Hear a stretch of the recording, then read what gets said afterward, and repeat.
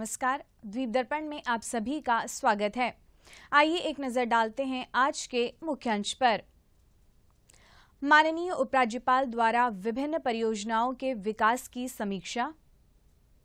पहला national space day पर समारोह का हुआ आयोजन और पोर्ट ब्लेयर हवाई अड्डे पर उन्नत स्वचालित पार्किंग प्रणाली की शुरुआत। अब द्वीप दर्पण विस्तार से। अंडमान निकोबार द्वीप समूह के माननीय उपराज्यपाल और द्वीप विकास एजेंसी के उपाध्यक्ष एडमिरल डी.के. जोशी ने अंडमान निकोबार द्वीप समूह के पर्यटन और आतिथ्य सत्कार से संबंधित विभिन्न मेगा इंफ्रास्ट्रक्चर प्रोजेक्ट्स पर राजनिवास में अनिटको द्वारा दी गई प्रस्तुति की समीक्षा की। इसमें द्वीप विकास एजेंसी के तत्वावधान के तहत long island, Aves island, Smith island और शहीद द्वीप में इको टूरिज्म रिजॉर्ट के विकास पर फोकस किया गया। बैठक में ग्रेट निकोबार द्वीप के सर्वांगीण विकास और 11 अन्य स्थलों पर भी चर्चा की गई। इस बैठक में द्वीप प्रशासन के मुख्य सचिव केशव चंद्र और प्रशासन के आला अधिकारी उपस्थित रहे। Andaman Christian United front port Blair द्वारा द्वीप समूह के 25 स्कूलों के 10वीं बोर्ड परीक्षा के टॉपर्स को उनके अकादमिक सफलता के लिए सम्मानित किया जाएगा। इस सिलसिले में कल पोर्ट ब्लेयर में सम्मान समारोह का आयोजन किया गया है। समारोह में मुख्य सचिव केशव चंद्र मुख्य अतिथि होंगे, जबकि द्वीपों के सांसद विष्णुपद रे सम्माननीय अतिथि के तौर पर कार्यक्रम में मौजूद रहेंगे। कार्यक्रम कल शाम 5 बजे TSG एमेराल्ड फिनिक्स बे में आरंभ होगा। भारत देश में आज पहला नेशनल स्पेस डे मनाया जा रहा है। 23 अगस्त 2023 में आज ही के दिन भारत का चंद्रयान 3 ने चंद्रमा की सतह पर सफल लैंडिंग किया था। सफल लैंडिंग के बाद माननीय प्रधानमंत्री नरेंद्र मोदी ने इसरो के वैज्ञानिकों और देशवासियों को बधाई देते हुए हर साल 23 अगस्त को नेशनल स्पेस डे मनाने की घोषणा की थी। पहले नेशनल स्पेस डे के अवसर पर आज पोर्ट ब्लेयर के जवाहरलाल नेहरू राजकीय महाविद्यालय में समारोह का आयोजन हुआ। कॉलेज के लेक्चर गैलरी में आयोजित समारोह में इसरो में डिपार्टमेंट ऑफ स्पेस के वरिष्ठ वैज्ञानिक देवदास पाइक मुख्य अतिथि थे। कार्यक्रम में दूरदर्शन केंद्र पोर्ट ब्लेयर की ADE तमिलसेल्वी, कॉलेज के प्राचार्य डॉक्टर H.K. शर्मा, फिजिक्स विभाग के अध्यक्ष डॉक्टर सोना मुथ्थू, भूगोल के विभागाध्यक्ष डॉक्टर पर्ल देवदास के अलावा कॉलेज के प्रोफेसर्स और स्कूल एवं कॉलेज के विद्यार्थी उपस्थित थे। शुरुआत में अतिथियों ने द्वीप प्रज्वलित कर स्पेस डे कार्यक्रम का शुभारंभ किया। डॉक्टर सोना मुथ्थू ने चंद्रयान 3 के चंद्रमा की सतह पर सफल लैंडिंग के बारे में विद्यार्थियों को जानकारी दी। To the entire nation, the heartbreaking moment of every Indian was on 23rd August 23 was fine breaking phase of Chandrayaan 3. In this fine breaking phase, Chandrayaan 3 was turned from horizontal position to vertical position, and the distance reduced was from 7.4 kilometer to 800 meter only, and the speed reduced was from 6,048 kilometer per hour to 355 meter per second. So in this juncture only Chandrayaan 3 failed. So we could overcome by using this as assistance. Chandrayaan 3 smoothly landed at its intended destination of southern pole of moon at 69 degree south to 32 degree east.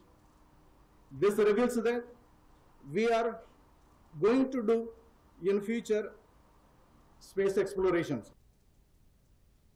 कार्यक्रम के मुख्य अतिथि वरिष्ठ वैज्ञानिक देवदास पाइक ने विद्यार्थियों को multimedia प्रस्तुति के माध्यम से चंद्रयान 3 मिशन के मकसद के बारे में विस्तार से बताया। 23 अगस्त के दिन चंद्रमा पर उतरने वाला चौथा देश और इसके दक्षिण ध्रुव में उतरने वाला पहला देश बन गया।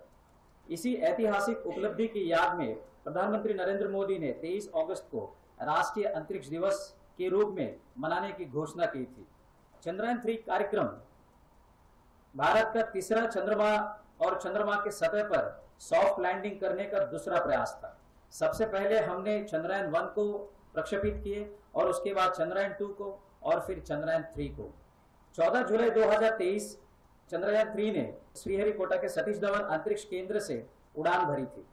अंतरिक्ष यान ने 5 अगस्त 2023 को चंद्रमा का कक्षा में प्रवेश किया और ऐतिहासिक क्षण तब सामने आया जब लैंडर ने 23 अगस्त 2023 को चंद्रमा की दक्षिणी ध्रुव के निकट एक सफल लैंडिंग की थी और मानव जाति के लिए अंतरिक्ष की और गहन खोज करेंगे। इसी के साथ मैं JNRM कॉलेज का भी धन्यवाद देना चाहूंगा।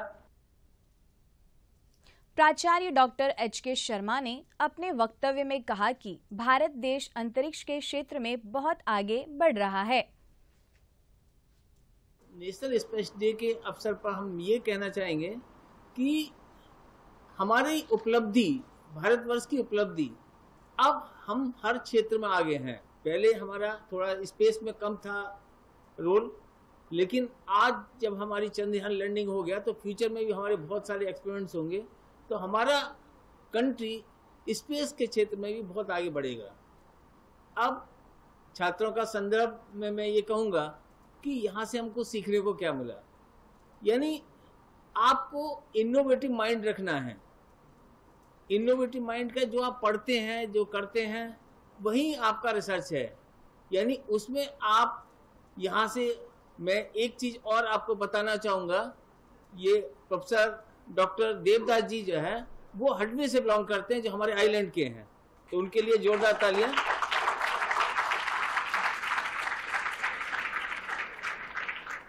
तो ये हमारे लिए, आइलैंड के बच्चों के लिए प्रेरणादायक स्रोत है कि हम लोग एक इनोवेटिव माइंड सेटअप करें और इनोवेटिव माइंड के साथ हमारा डेवलपमेंट पॉजिटिव डायरेक्शन में हो।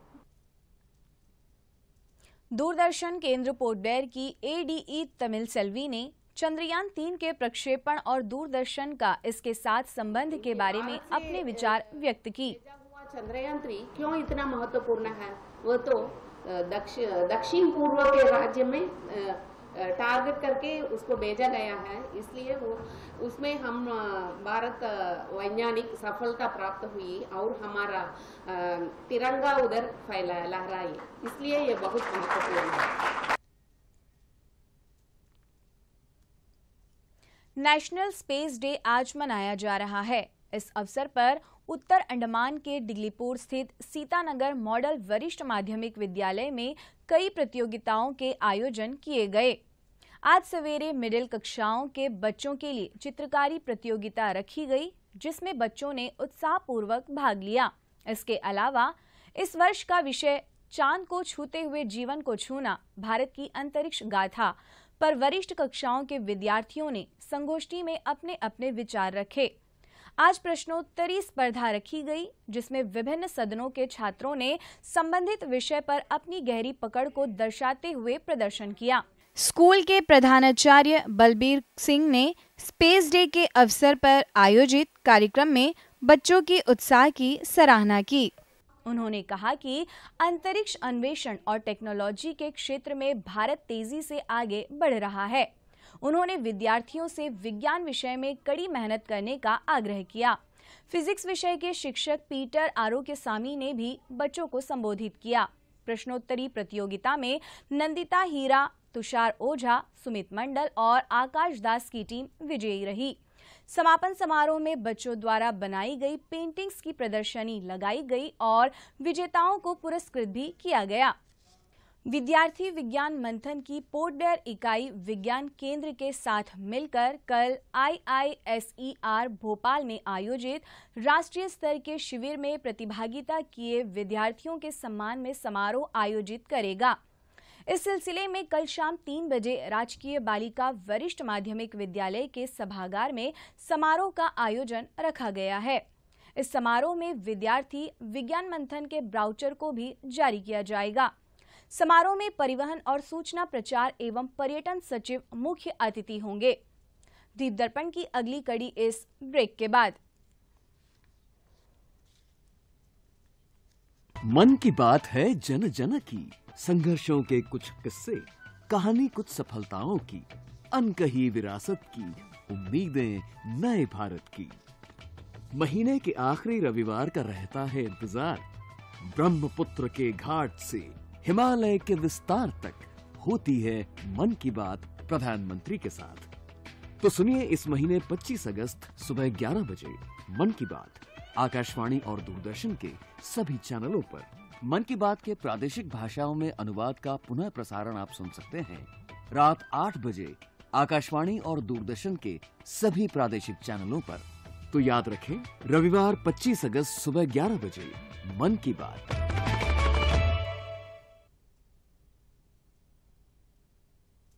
द्वीप दर्पण में आप सभी का पुनः स्वागत है। वीर सावरकर अंतर्राष्ट्रीय हवाई अड्डे ने पोर्ट ब्लेयर हवाई अड्डे पर यात्रियों और आगंतुकों के लिए पार्किंग अनुभव में क्रांतिकारी बदलाव लाने के लिए सेंसर आधारित बूम बैरियर, सीसीटीवी, स्वचालित टिकट डिस्पेंसर, फास्टैग आदि से लैस एक उन्नत स्वचालित पार्किंग प्रणाली शुरू की है। यह नई सुविधा मैनुअल हस्तक्षेप की जरूरत को काफी हद तक कम कर देगी और उचित एवं पारदर्शी भाड़ा पेश करेगी, जिससे उचित मूल्य निर्धारण मॉडल सुनिश्चित होगा। यह प्रणाली हवाई अड्डे और पार्किंग क्षेत्रों के भीतर 4 रणनीतिक स्थानों पर टाइम स्टैंपिंग का उपयोग करेगी, जिससे सटीकता और पारदर्शिता दोनों बढ़ेगी। यह अनुबंध मेर्सेस एएस मल्टी सर्विसेज को 5 साल के लिए दिया गया है। इस सुविधा का उद्घाटन एयरपोर्ट निदेशक देवेंद्र यादव ने किया। उन्होंने कहा कि पोर्ट ब्लेयर से अंतर्राष्ट्रीय उड़ान संचालन शुरू करने के लिए स्वचालन, उत्कृष्टता और तैयारियों की हमारी यात्रा में यह एक प्रमुख मील का पत्थर है। एक अन्य प्रमुख फ्लैगशिप ऑटोमेशन परियोजना डीजी यात्रा भी पाइपलाइन में है। तंत्रिका संबंधी विकारों के लिए योग चिकित्सा में प्रगति विषय के साथ पोर्ट ब्लेयर में 2 दिवसीय राज्य स्तरीय कार्यशाला आयोजित की गई।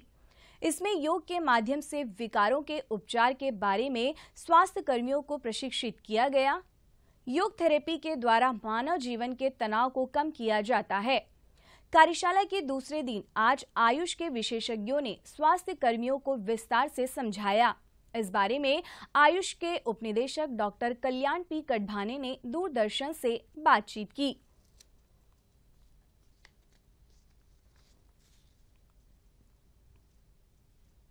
स्वास्थ्य विभाग का आयुष प्रकोष्ठ तथा Andaman Nicobar state Ayush society national Ayush mission की तरफ से अंतर्राष्ट्रीय योग दिवस के उपलक्ष्य में 2 दिवसीय कार्यशाला का आयोजन किया गया है टागोर सभागार मिडल पॉइंट में। और इस वर्कशॉप का आज दूसरा दिन है। इस वर्कशॉप का इनॉग्रेशन कल हमारे commissioner cum secretary health Shrimati Nandini Paliwal madam ji ने किया है। और आज सेकंड डे में जो टेक्निकल सेशंस है जिसमें हमारे रिसोर्स पर्सन्स है श्री एस लक्ष्मी कंडन जी जो MD Morarji Desai national institute of yoga new Delhi से इनवाइट किए गए हैं। इसी के साथ योगा के और भी टेक्निकल सेशंस है जैसे कि योग निद्रा और योग का हीमिप्लीजिया जो CVA होता है, स्ट्रोक होता है, उसके लिए रिहैबिलिटेटिव केयर योग के द्वारा कैसे दी जाएगी, इसके ऊपर हमारे डॉक्टर्स तथा योगा इंस्ट्रक्टर्स के लिए टेक्निकल सेशंस लिए जाएंगे। इसी के साथ हमारे डॉक्टर्स और योगा इंस्ट्रक्टर्स के लिए बेसिक लाइफ सपोर्ट का भी रीओरिएंटेशन किया जाएगा। तो आज उसके बाद इसका समारोह किया जाएगा, सर्टिफिकेट वितरण किया जाएगा। केंद्रीय द्वीपीय कृषि अनुसंधान संस्थान की कृषि ज्ञान प्रबंधन इकाई द्वारा 19 से 23 अगस्त तक कैरी के स्किल सपोर्टिंग स्टाफ के लिए कंप्यूटर साक्षरता प्रशिक्षण कार्यक्रम का आयोजन किया गया। 19 अगस्त को कैरी निदेशक डॉक्टर एकनाथ बी चाकुरकर ने कार्यक्रम का उद्घाटन किया। अपने उद्घाटन संबोधन में उन्होंने आज के कार्यस्थलों में कंप्यूटर के महत्व के बारे में जोर दिया। उन्होंने कहा कि कर्मचारियों को बेसिक कंप्यूटर एप्लीकेशंस और ऑनलाइन टूल्स में प्रवीण होने चाहिए। उन्होंने छुट्टी आवेदनों के लिए EHRMS और smart performance appraisal report recording के लिए स्पैरो के महत्व पर प्रकाश डाला। कैरी के वरिष्ठ वैज्ञानिक और मानव संसाधन विकास के नोडल अधिकारी डॉक्टर आर किरुबा शंकर ने इस प्रशिक्षण कार्यक्रम के बारे में जानकारी दी। इस कार्यक्रम से कुल 20 सपोर्टिंग स्टाफ लाभान्वित हुए। अंडमान निकोबार द्वीप समूह चिकित्सा संस्थान अनिम्स में मौजूदा शिक्षा वर्ष में दाखिले के लिए पात्र उम्मीदवारों की अंतिम वरीयता सूची कॉलेज के नोटिस बोर्ड पर दर्शा दी गई है। कॉलेज के वेबसाइट और प्रशासन के वेबसाइट पर भी उम्मीदवारों की अंतिम वरीयता सूची अपलोड कर दी गई है। EWS कोटा सहित राज्य कोटा के 97 सीटों में दाखिले के लिए 27 और 28 अगस्त को पहले दौर का परामर्श होगा। परामर्श के लिए आते समय उम्मीदवारों को अपने साथ मूल प्रमाण पत्रों एवं दस्तावेजों के अलावा उसकी स्वसत्यापित प्रतियों की 2 सेट साथ लाना होगा। EWS श्रेणी 1 और 2 के लिए परामर्श 27 अगस्त को सवेरे 9 बजे से आरंभ होगा। श्रेणी 3A और श्रेणी 3B के लिए परामर्श 27 अगस्त को दोपहर बाद 2:30 बजे से आरंभ होगा। श्रेणी 3A, B एवं श्रेणी 4 के उम्मीदवारों के लिए 28 अगस्त को सवेरे 9 बजे से परामर्श आरंभ होगा। उम्मीदवारों को व्यक्तिगत रूप से परामर्श में उपस्थित होना होगा। काउंसलिंग स्थल पर ही उम्मीदवारों के दस्तावेजों को जांचने और सही पाए जाने के बाद शुल्क अदा करना होगा। अंडमान निकोबार चेस एसोसिएशन 25 और 26 अगस्त को पोर्ट ब्लेयर के तमिलार संगम में अंडर 19 चेस चैंपियनशिप आयोजित करेगा। इस चैंपियनशिप में 16 से 24 सितंबर तक हरियाणा में होने वाले नेशनल अंडर 19 चेस चैंपियनशिप के लिए खिलाड़ियों का चयन किया जाएगा। लड़कों और लड़कियों में शीर्ष 4 खिलाड़ियों को नेशनल्स के लिए चुना जाएगा। इच्छुक खिलाड़ी अपनी प्रविष्टि कल तक डेयरी फार्म स्थित चेस एसोसिएशन के कार्यालय में दर्ज करा सकते हैं। जानकारी के लिए मोबाइल नंबर 8900980161 और 9531943832 पर संपर्क किया जा सकता है। अंतर्द्वीपीय जलयान यात्रा संबंधी सूचना। MV छोलदारी स्वराज द्वीप और लॉन्ग आइलैंड होते हुए रंगत की यात्रा पर कल सवेरे 6 बजे पोर्ट ब्लेयर से प्रस्थान करेगा और इसकी वापसी कल ही दोपहर 12 बजे उन्हीं रास्तों से होते हुए पोर्ट ब्लेयर के लिए होगी। MV लॉन्ग आइलैंड स्वराज द्वीप की यात्रा पर कल सवेरे 6:30 बजे पोर्ट ब्लेयर से प्रस्थान करेगा और इसकी वापसी कल ही सवेरे 9 बजे स्वराज द्वीप से पोर्ट ब्लेयर के लिए होगी। MV जॉली बॉय शहीद द्वीप की यात्रा पर कल सवेरे 6:30 बजे पोर्ट ब्लेयर से प्रस्थान करेगा और इसकी वापसी कल ही सवेरे 8:45 पर शहीद द्वीप से पोर्ट ब्लेयर के लिए होगी। MV हडबे शहीद द्वीप, स्वराज द्वीप, स्ट्रेट आइलैंड, कदमतला और लॉन्ग आइलैंड होते हुए रंगत की यात्रा पर कल सवेरे 7 बजे पोर्ट ब्लेयर से प्रस्थान करेगा और इसकी वापसी अगले दिन सवेरे 7 बजे उन्हीं रास्तों से होते हुए रंगत से पोर्ट ब्लेयर के लिए होगी। MV बाराटांग शहीद द्वीप की यात्रा पर कल दिन में 11 बजे पोर्ट ब्लेयर से प्रस्थान करेगा और इसकी वापसी कल ही दोपहर 2:30 बजे शहीद द्वीप से स्वराज द्वीप होते हुए पोर्ट ब्लेयर के लिए होगी। MV जॉली बॉय स्वराज द्वीप की यात्रा पर कल दिन में 11:30 बजे पोर्ट ब्लेयर से प्रस्थान करेगा और इसकी वापसी कल ही शाम 3:30 बजे स्वराज द्वीप से शहीद द्वीप होते हुए पोर्ट ब्लेयर के लिए होगी। MV लॉन्ग आइलैंड शहीद द्वीप होते हुए स्वराज द्वीप की यात्रा पर कल दोपहर बाद 2:30 बजे पोर्ट ब्लेयर से प्रस्थान करेगा और इसकी वापसी अगले दिन सवेरे 5:30 बजे स्वराज द्वीप से शहीद द्वीप होते हुए पोर्ट ब्लेयर के लिए होगी। सभी जलयानों के यात्रा कार्यक्रम मौसम की स्थिति पर निर्भर होंगे। अंत में मुख्य अंश एक बार फिर।